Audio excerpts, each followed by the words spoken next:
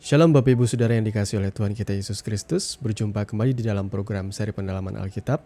Seperti biasa bersama saya Billy Elia yang akan menemani saudara selama kurang lebih 10-20 menit ke depan, di mana saya akan mengajak kita untuk membaca dan merenungkan kebenaran firman Tuhan, perikop demi perikop dimulai dari Perjanjian Baru. Dan di seri pendalaman Alkitab kali ini kita sudah memasuki perikop yang ke-31, yang kali ini terambil dari Matius pasal yang ke-8, ayat 18 sampai dengan ayat yang ke-22. Apabila Bapak Ibu Saudara sudah mempersiapkan Alkitabnya masing-masing, mari saya mau mengajak kita untuk membaca nas kebenaran firman Tuhan ini bersama-sama. Sekali lagi, Matius 8 ayat 18 sampai dengan ayat yang ke-22 dengan judul perikop Hal Mengikut Yesus. Ketika Yesus melihat orang banyak mengelilinginya, ia menyuruh bertolak ke seberang. Lalu datanglah seorang ahli Taurat dan berkata kepadanya, "Guru, aku akan mengikut engkau kemana saja engkau pergi." Yesus berkata kepadanya, "Serigala mempunyai liang dan burung mempunyai sarang, tetapi anak manusia tidak mempunyai tempat untuk meletakkan kepalanya." Seorang lain, yaitu salah seorang muridnya, berkata kepadanya, "Tuhan, izinkanlah aku pergi dahulu menguburkan ayahku." Tetapi Yesus berkata kepadanya, "Ikutlah aku dan biarlah orang-orang mati menguburkan orang-orang mati mereka." Amin untuk kebenaran firman Tuhan. Nah Bapak Ibu Saudara yang dikasihi oleh Tuhan kita Yesus Kristus, sebelum kita lebih dalam lagi merenungkan kebenaran firman Tuhan ini, mari kita terlebih dahulu merendahkan hati dan berdoa. Bapa, di dalam nama Tuhan Yesus, terima kasih untuk kebaikan dan kemurahan-Mu yang tidak ada habis-habisnya dalam hidup kami. Berlimpah kasih setia-Mu Tuhan. Dan kami bersyukur kami diberikan kesempatan untuk bersekutu bersama-sama membaca merenungkan kebenaran firman-Mu. Tuhan, kami mohon Allah Roh Kudus memimpin kami, menuntun kami sehingga kami boleh mengerti apa yang menjadi maksud dan kehendak-Mu di dalam kehidupan kami. Singkapkan yang terselubung segala hikmat, rema, dan pengertian-Mu Tuhan. Di dalam nama Tuhan Yesus kami berdoa. Haleluya. Amin. Bapak Ibu Saudara yang dikasihi oleh Tuhan kita Yesus Kristus, mungkin dari ayat pembacaan ini banyak orang yang bertanya-tanya ya, karena ada jawaban Tuhan atau ada ungkapan yang disampaikan oleh Yesus itu yang membingungkan ya. Ketika ada seorang ahli Taurat datang kepada Tuhan Yesus dan berkata, "Guru, aku akan mengikut engkau kemana saja engkau pergi." Ya, kalau secara logika kita melihat ahli Tauratnya seorang yang baik ya. Dia mau mengikuti Yesus ya, itu adalah sebuah kerinduan yang luar biasa baik, saudara ya. Tetapi kemudian jawaban Yesus itu seperti atau seolah-olah Yesus tidak ingin diikuti oleh dia ya. Sebenarnya nggak seperti itu juga maksud saya. Yesus berkata kepadanya, "Serigala mempunyai liang dan burung mempunyai sarang, tetapi anak manusia tidak mempunyai tempat untuk meletakkan kepalanya." Nah, kira-kira kenapa Yesus memberikan jawaban yang seperti ini kepada ahli Taurat ini? Karena saya percaya, saudaraku, Yesus memiliki hikmat marifat yang mengerti apa isi hati dari seorang ahli Taurat ini. Saudara boleh membaca nas firman Tuhan. Setiap jawaban Yesus kepada orang yang menanyakan dia, bahkan kepada orang-orang yang mencobai dia, dia selalu memberikan jawaban yang tepat. Seperti apel di atas pinggan emas. Itu kata ungkapan Amsal ya. Perkataan yang tepat pada waktunya, tepat pada sasarannya, dan timingnya pas. Itulah jawaban Tuhan Yesus. Hikmatnya memberikan jawaban itu kepada seorang ahli Taurat ini. Karena saya meyakini ini juga adalah bukan penolakan sebenarnya ya. Tetapi Yesus tahu apa yang ada di dalam hati seorang ahli Taurat ini. Bisa jadi dia mengikuti Yesus, dia rindu mengikuti Yesus kemanapun Yesus pergi itu bisa jadi oleh karena ia melihat betapa luar biasa dan betapa berkuasanya pelayanan Yesus. Di dalam dia mengajar, dia penuh dengan kuasa. Kemudian juga dia mengerjakan begitu banyak mujizat dan keajaiban. Dia menyembuhkan orang sakit, mengusir setan, melepaskan yang kerasukan, dan memulihkan mereka yang lumpuh. Siapa yang tidak ingin mengikuti Yesus dengan segala keluar biasaannya yang seperti itu? Tetapi Tuhan melihat apa yang di dalam hati. seorang ahli Taurat ini. Bahwa di dalam engkau mengikuti Tuhan, tidak selalu kamu akan merasakan yang namanya fame ya. Seperti itu. Karena saudara tentu tahu bagaimana kemudian perjalanan dari murid-murid Kristus.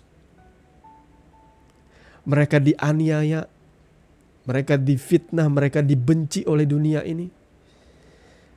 Dengan kata lain, ketika Yesus memberikan ungkapan itu, serigala yang mempunyai liang dan burung mempunyai sarang, tetapi anak manusia tidak mempunyai tempat untuk meletakkan kepalanya.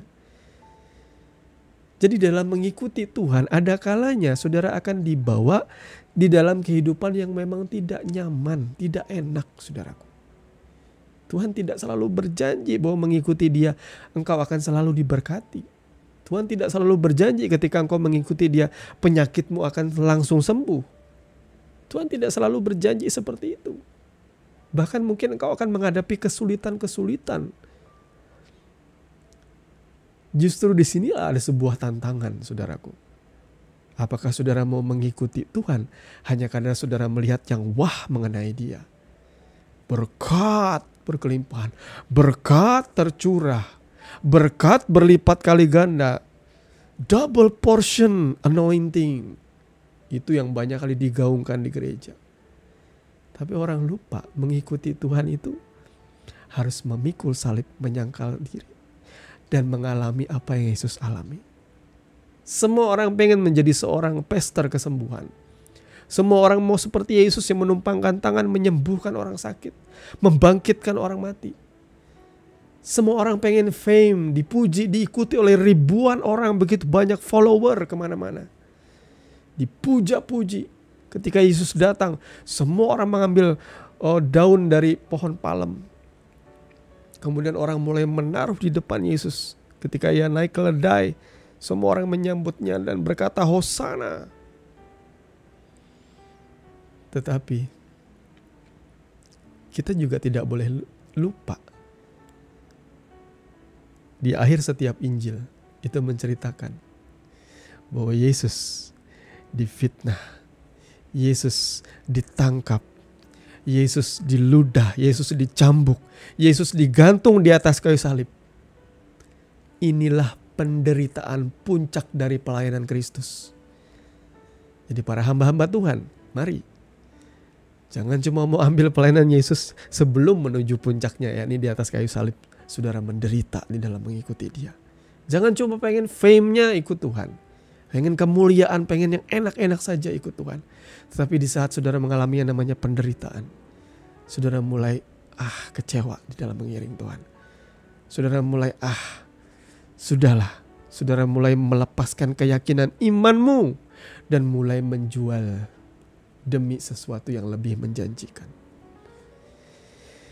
Jawaban kedua pun sama. Ada seorang lain, yaitu salah seorang muridnya berkata kepadanya, Tuhan izinkan aku pergi dahulu menguburkan ayahku.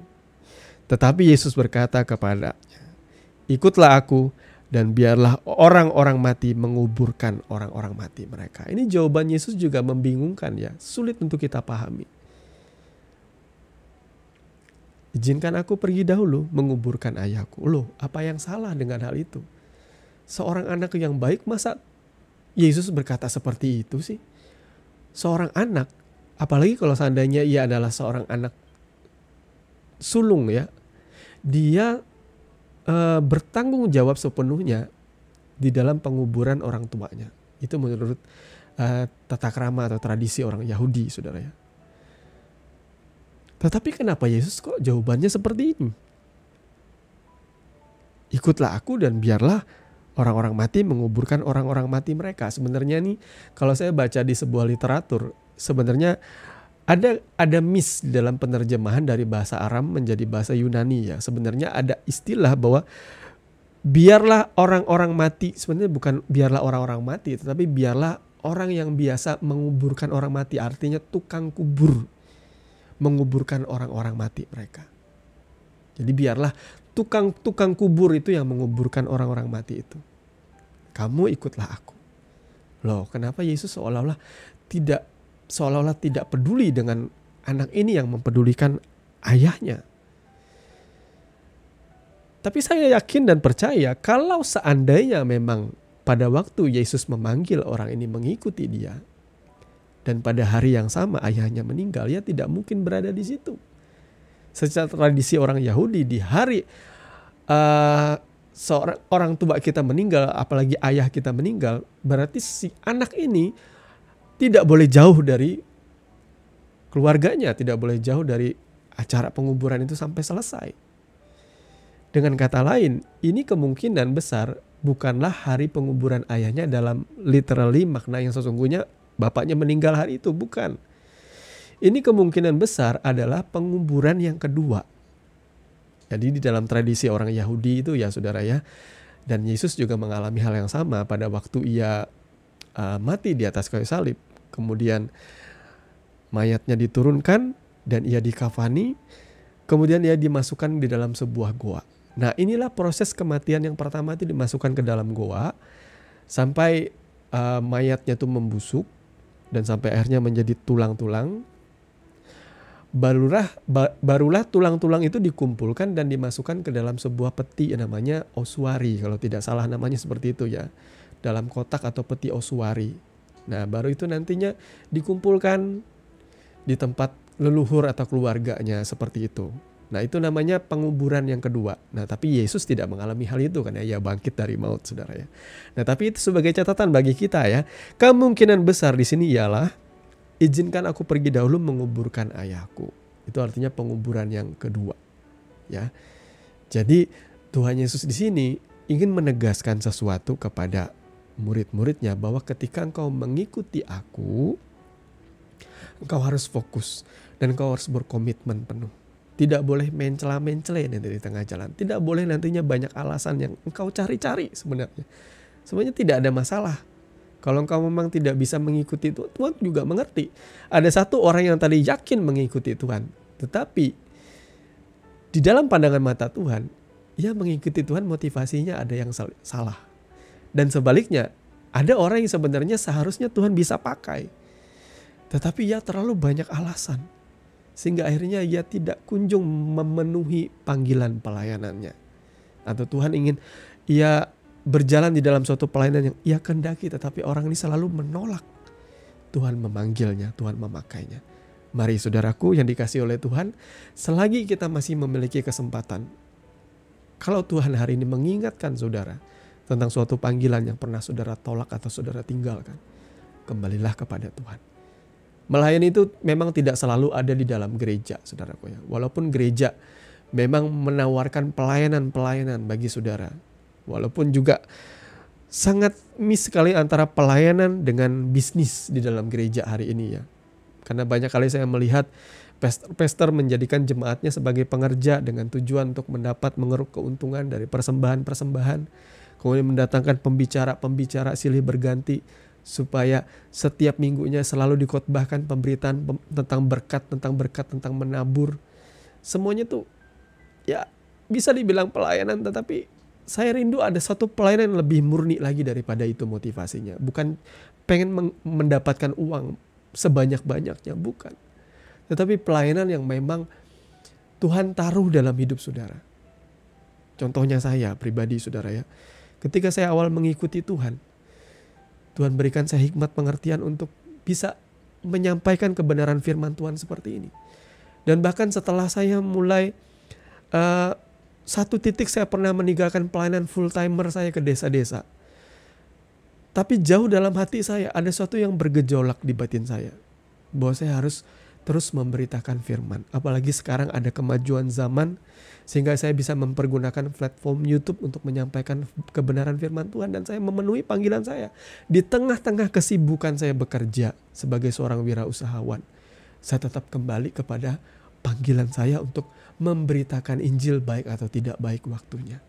Nah, Bapak Ibu Saudara yang dikasihi Tuhan, apa panggilan saudara? Apa pelayanan saudara di hadapan Tuhan? Mungkinkah pelayanan saudara adalah membina orang-orang miskin?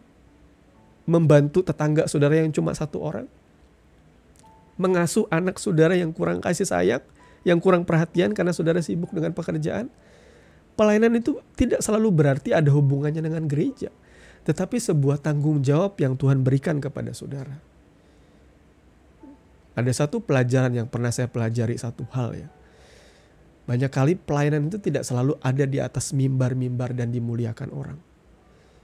Bisa jadi pelayanan saudara justru adalah mempersiapkan ujung-ujung tombak orang-orang yang harusnya jadi pemimpin. Banyak kali pemimpin tidak mau merendahkan diri untuk mendidik pemimpin-pemimpin muda yang baru. Karena mereka selalu pengen jadi yang paling puncak. Jadi apexnya, jadi alpanya.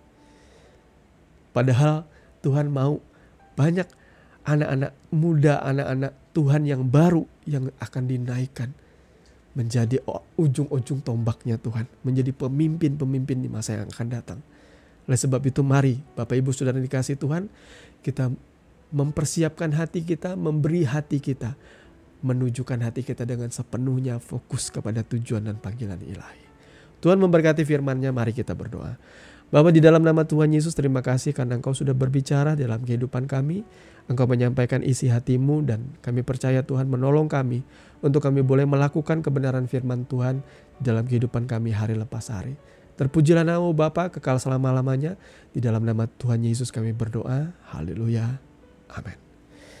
Bapak Ibu Saudara yang dikasih oleh Tuhan kita Yesus Kristus, kita sudah sampai di penghujung program seri pendalaman Alkitab. Terima kasih buat Bapak Ibu Saudara yang tetap setia untuk mengikuti channel ini, mendukung kami di dalam doa.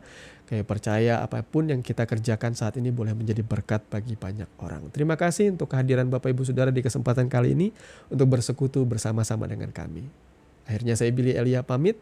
Kasih karunia di dalam Tuhan kita Yesus Kristus menyertai saudara sekalian. Shalom.